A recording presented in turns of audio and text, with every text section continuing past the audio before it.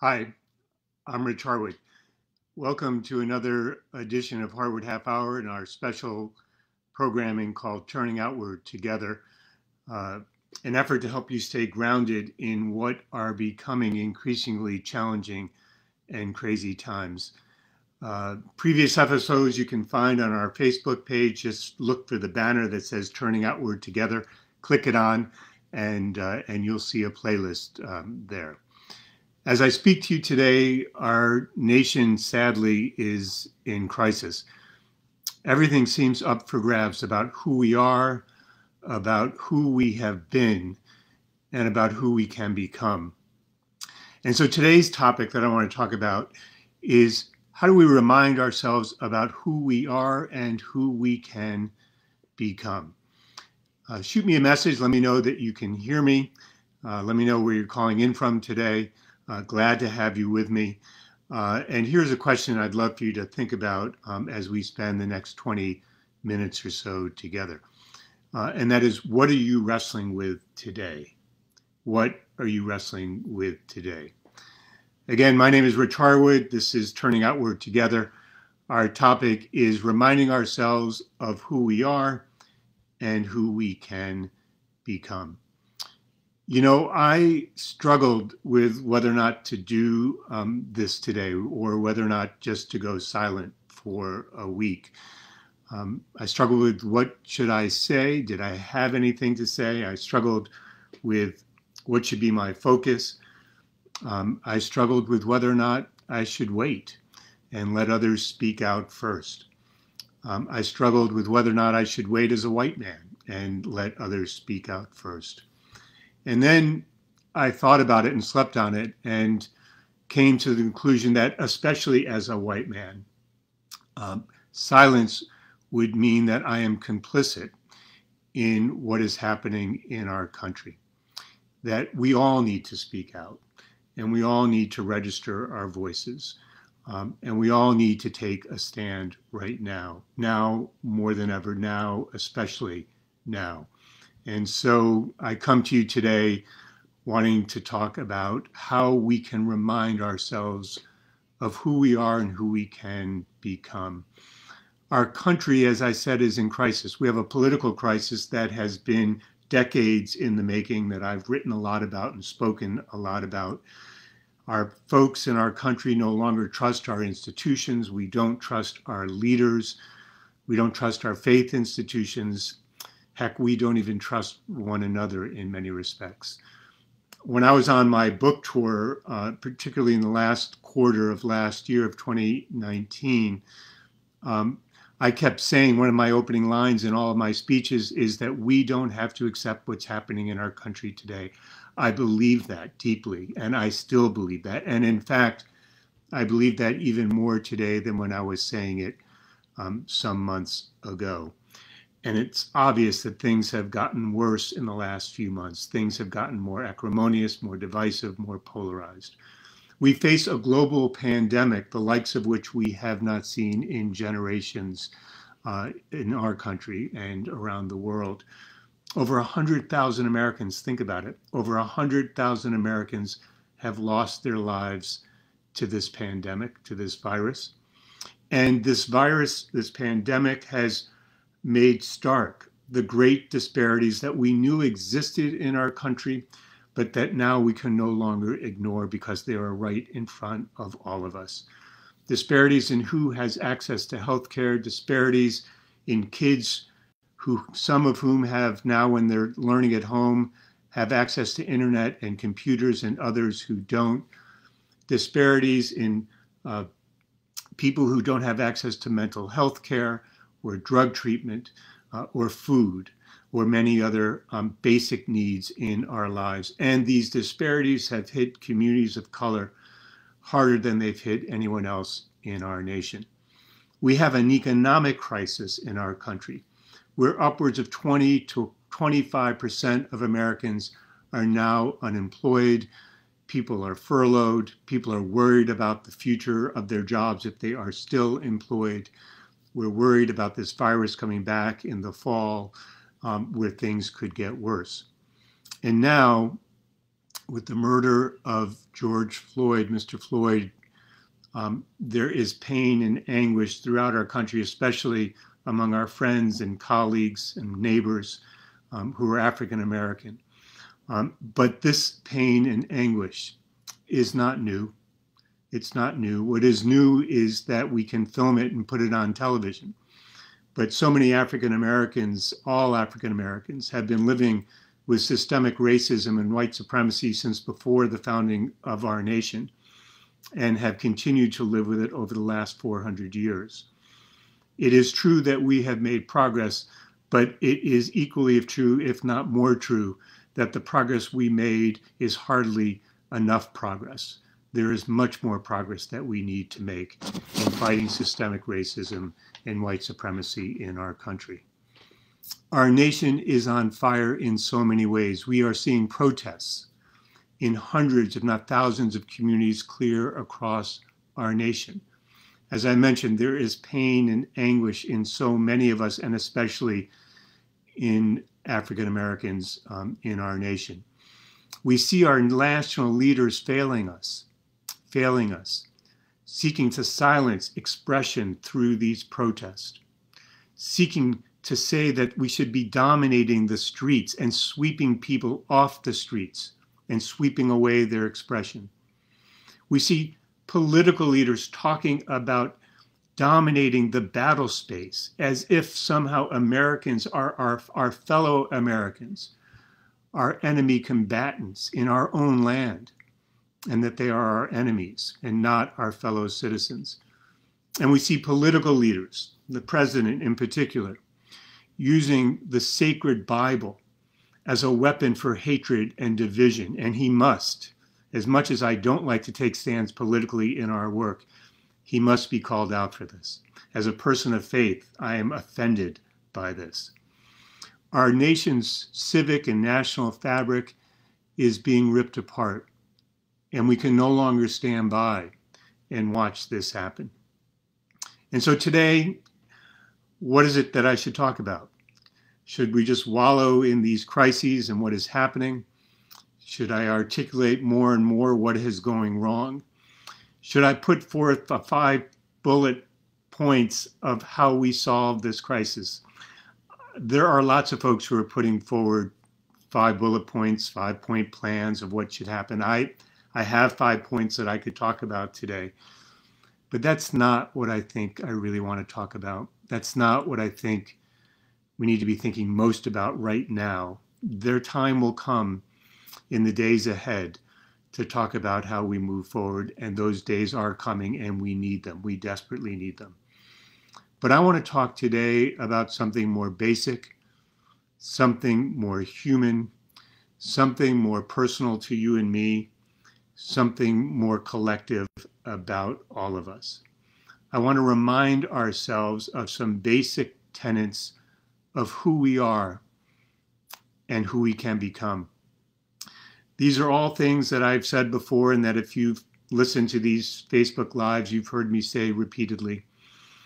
If I've come to your community on a book tour stop, you've heard me speak of these. If you've read anything that I've written, you've heard me say these. I said them yesterday to a national foundation that I did a session with for a couple of hours. And I say them again today because, in fact, I believe when I close my eyes and think about what are the most important things that I could speak about with you today, it is these 3 or 4 points that I want to emphasize, I want to underscore, I want to highlight, I want to illuminate. Honestly, I want to get to the highest mountain and scream them from the mountaintop. And they're these. The first one is this: dignity. Do we actually believe in dignity for each and every person in our country? Do we believe that dignity should be afforded to each and every person in our country? You know, dignity for me is a non-negotiable. It's a birthright. It's an intrinsic human value. It's something that you don't earn. It's not something that is given to you. It is something that comes with being on this earth. And for too long, for actually our entire country's history, we have given lip service to dignity. There is dignity for some of us, but not for all of us.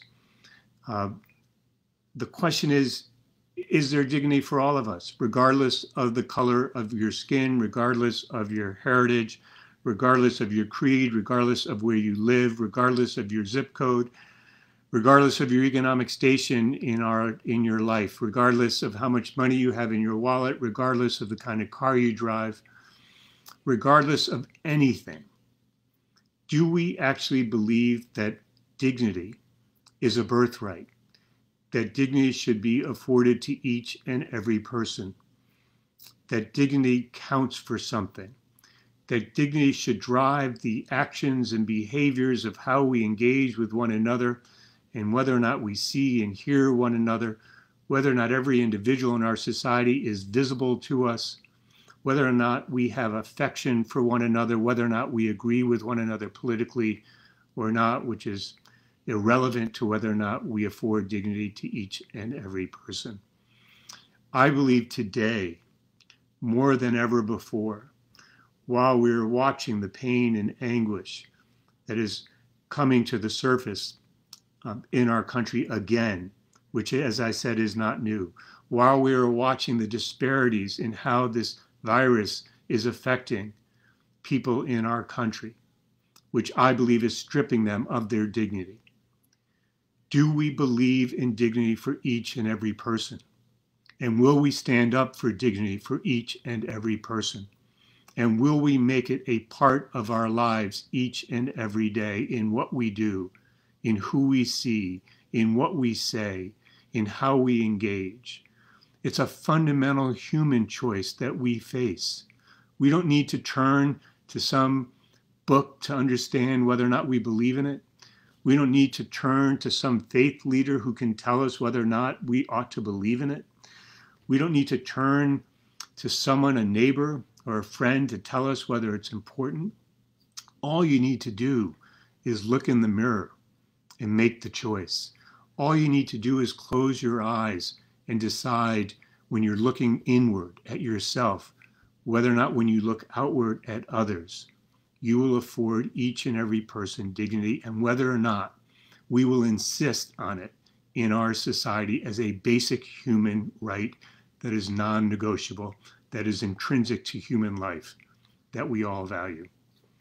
Second, if the first one is dignity, second is hope. Hope. Is hope more than just a campaign slogan in our society? Is hope more than something we see on commercials? Is hope more than just the rhetoric we hear from our political leaders? Is hope more than something we may just read in a book? Hope can be a very abstract concept.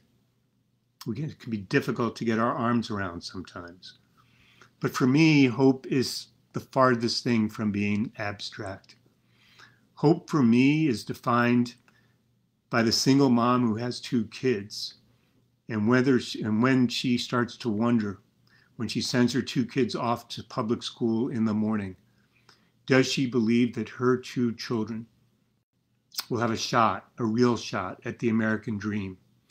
Does she believe that her 2 children will be able to have the opportunity to fulfill their God-given potential? That is the definition of hope for me. We can see it, we can touch it, we can feel it, we can measure it. Hope for me is about her 2 kids. When you and I were kids, you may remember this, when you put your head on the pillow at night and you started to close your eyes, and right before you fell asleep, you began to think just for a moment about what might come the next day. And in that moment, when you were closing your eyes and right before you fell asleep, I want to know, for that single mom's 2 kids, for your kids, for the kids who live down the street from where you are, do they have hope that tomorrow they can go to a school and they will be welcomed in open arms, and they will be taught, and they will be perceived and believed to have the ability to learn, that they have the desire to learn? Will those 2 kids believe that they can fulfill their God-given potential? In more basic terms, will those 2 kids believe that tomorrow will be better than today? That's hope.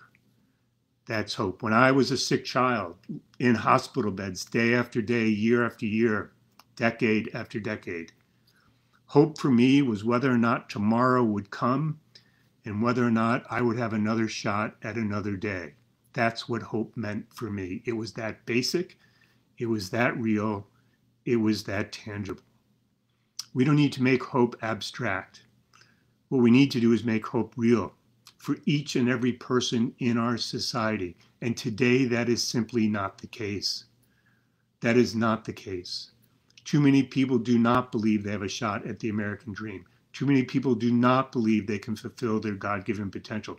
Too many African Americans do not believe that when a police officer approaches them, that that police officer is there to protect them and their safety, as opposed to question what they are doing and what they're up to. We have a choice in what we do, what you and I do every day, about whether or not we will work to make hope real for each and every person in our communities and in this country. And that means we can't make false promises. We can't raise false expectations. We can't make pledges and promises we know we can't keep and we ought not to make in the first place. We've got to get real. If we want to make hope real, we need to be real about who we are, what we can do, what's achievable, and whether or not we have a real shot at doing it. And if we don't, then let's be honest about it. Let's be transparent about it. And let's only make those pledges and promises we know we can keep or at least have a good shot at hitting. I believe that dignity is an intrinsic human value, an intrinsic basic human right.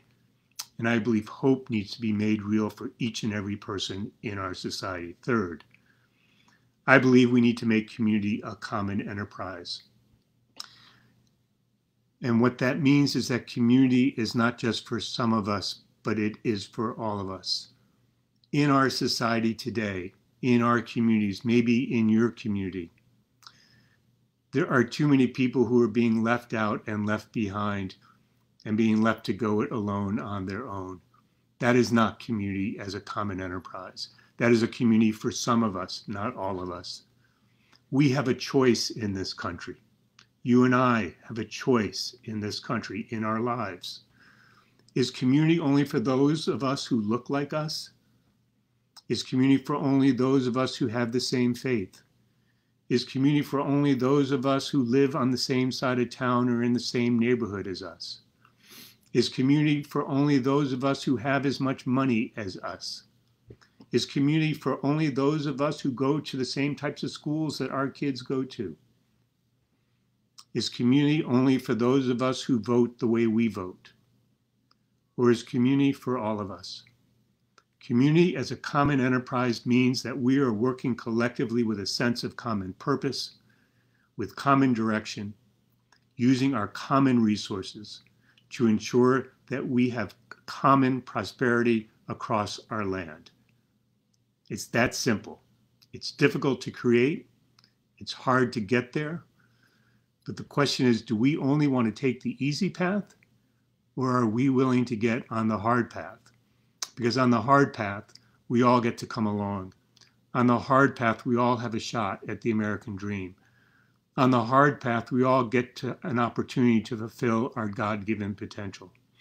I think today, as we watch the pain and anguish in our country, as we watch the disparities occurring because of this pandemic and disparities that existed long before this pandemic, as we watch the political crisis that has been coming for 30, 40, 50 years in our country, we have a choice about which path we will be on. I'm for a hopeful, inclusive path in our society. And that means we need to make community a common enterprise. And then my last point today. The first one is about dignity, and the second is about hope, and the third is about making community a common enterprise. The fourth is about our history. It's about our history. I believe we need to come to grips with our history. We need to come to grips with our history. We have stains and original sins that began before the founding of this nation.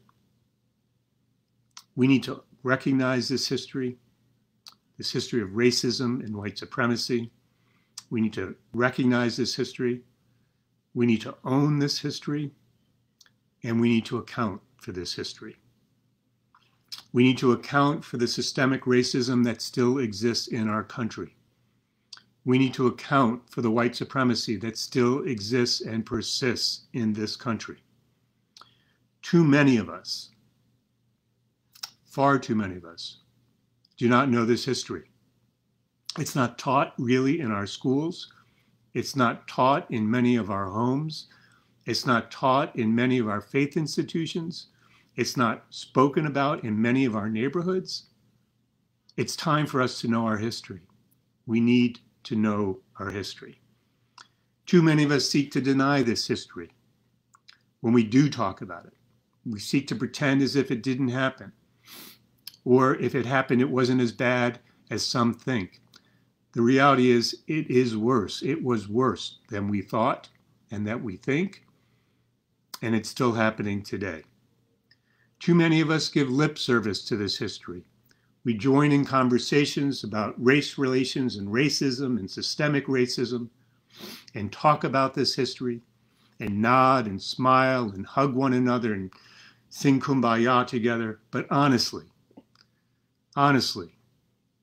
we're giving lip service to this history. We have to own our history. We have to recognize it. We have to own it. We have to account for it. We have to do something about it. A great nation owns its history and owns all of it, not just the good parts about it, not just the myths, not just the traditions. It owns all of its history, its complete history, its whole history, the good, the bad, and the ugly. That is not a sign of weakness, as some people in our country like to talk about. They like to say that if, in fact, you want to talk about this history and the stains and the original sins of our nation and the systemic racism and white supremacy and disparities that still exist in our country, they call you unpatriotic. Well, I've got news for them. Patriotism means love of country. And love of country means that you are devoted to something so deeply that you are devoted and stick with it even when you don't like it, especially when you don't like it. Look it up. It's in the dictionary, the definition of patriotism. And if we want to be true patriots, if we want to express true love of country, if we want to be truly devoted to the United States of America, then we need to own all of our history as a sign of strength, as a sign of love, of a sign of devotion, of a sign of making our country better and stronger. I believe we are a great nation. I am very patriotic. I do believe America is exceptional. But we are also a nation, as I have said, that has stains on its civic fabric and original sins before its founding. And it's time that we recognize that and own it and do something about it. We can do better in this country. We can be better. We don't have to bring out the worst in ourselves and each other. We can bring out the best in ourselves and each other. We have demonstrated this time and again throughout our history. We have gotten better over time, but there is still much, much work to be done, and we need to get on with it. And so let's stick with this. Let's stay devoted to our country. Let's work through the challenges we face, and let's come out stronger. We're seeing the desire for this in the protests. These are not people who hate our country. These are people who are expressing their love of country and saying we can do better and we can be better, and I stand with them. And we all need to stand with them. And so as I close, I just want to say, remember that we need you. We need local leaders and other folks in our country who can ask us to step forward and turn outward to work together to build a better country, stronger communities. And so my hope for you today is that as we face these crises in our country, that you don't turn away from one another, but turn toward one another and turn outward toward one another and step forward.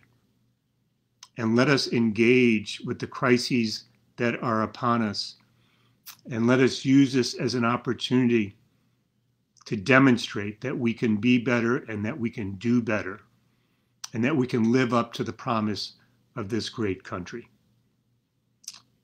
Thanks for joining me. I hope if today's episode resonated with you, if it spoke to you, that you will share it with your friends, with your neighbors, with your colleagues in your networks. I believe it's an important message for us today about who we can become, to remind ourselves who we are and who we can become. So please share it with others. Go to our website, theharwoodinstitute.org. There are resources there for you.